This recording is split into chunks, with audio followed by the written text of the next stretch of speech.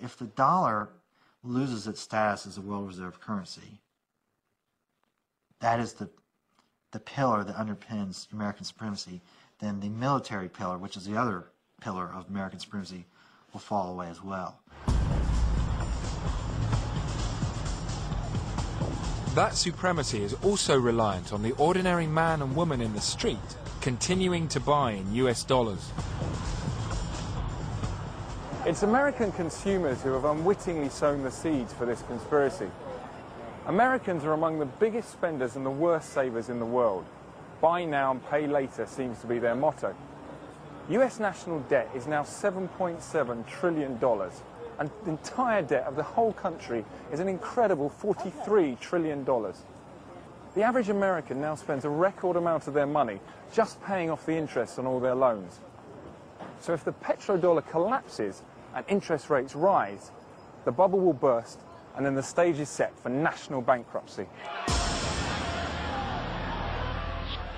If that happened, that would really be catastrophic for the dollar. It would be bad enough just to have a switch into the euro little by little, but if there was any big switch of these trillions of dollars accumulated in U.S. investment, it would really be catastrophic for the U.S. economy. We may be set back more or less permanently. When you have that many dollars unleashed, you would have a massive devaluation, massive inflation. The whole world economic order would be changed, and the United States would really be in a world of hurt. Teetering on the knife edge of financial meltdown, the US has always needed to keep a firm hand on the trading of its oil dollars. But in November 2000, the most serious attack on the sacred dollar was about to take place. If left unchecked, it could have been an economic Pearl Harbor.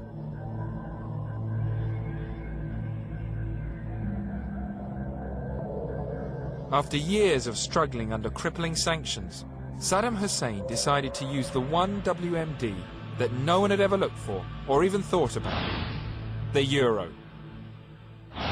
There was a guy once named Saddam Hussein who said, I'm kind of mad the United States bombing me, and Britain too, so I'm going to sell oil in the euros. Came out and said that in the fall of 2000. It's a big secret here in the United States.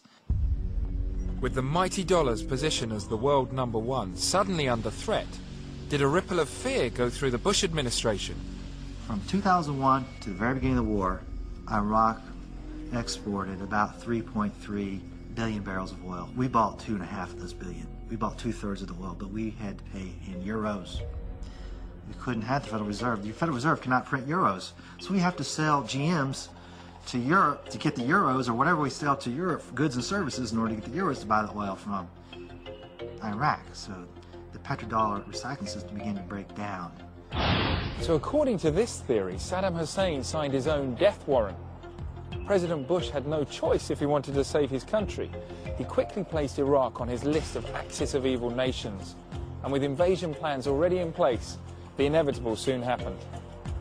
I think the decision by Saddam Hussein to go for a petro-euro was the last straw. They had to move because the economy was threatened. And this is what you need to look at, the whole aspect of Middle Eastern oil. The economies of Europe, the economies of the United States, and the economy of Britain were threatened by Saddam Hussein's decisions.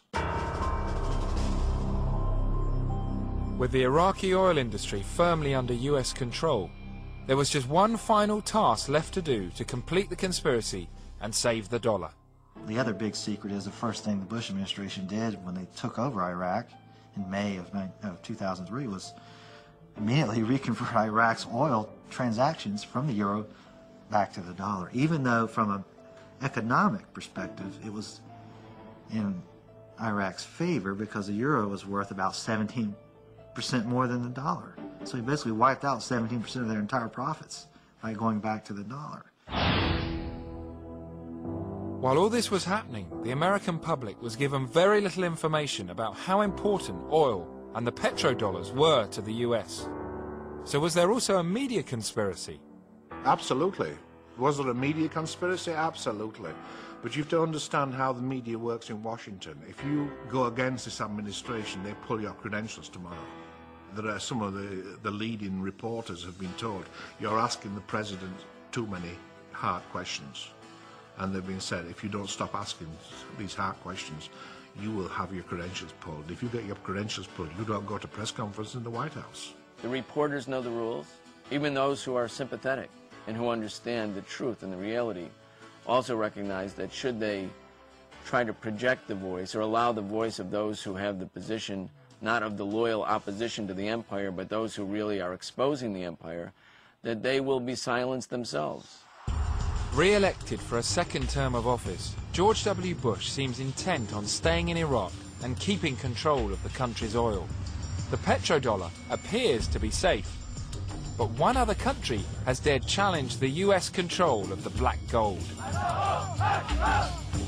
After years of denouncing America as the spawn of Satan, Iran has announced that in 2006 it will set up its own oil trading exchange that could threaten the exchanges of London and New York.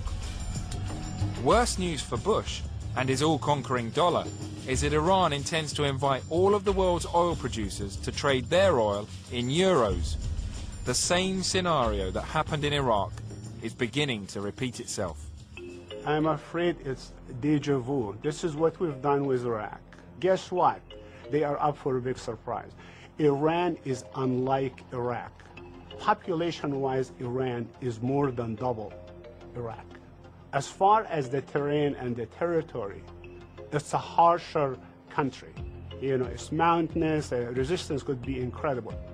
They were hoping that the invasion of Iraq would send a message to other countries that are contemplating going off the dollar standard. You know, that obviously hasn't worked out the way they intended it to. So it remains to be seen how far they're prepared to go in order to protect dollar hegemony. And the unthinkable is already starting to happen. Saudi Arabia, which has the world's largest oil reserves, is showing an interest in switching its oil trades into euros. If Saudi Arabia makes the switch to euros, all other oil-producing countries will follow suit. Is the US going to let this happen? Is America going to stand by and let countries switch to euros, so America then loses its place as the world's superpower and loses all the money it gets in petrodollars? And if not, how far is the US going to go to stay number one? We could look upon the invasion of Iraq as a good thing.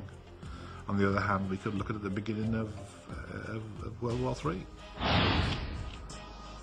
So there you have it. From WMDs to US dollars to securing global oil supplies, everyone seems to have a take on why we went to war. Now, according to the White House and Downing Street, the war was about freedom and democracy. But according to one explanation, an alternative theory, it was a huge conspiracy designed to secure nothing less than US global supremacy.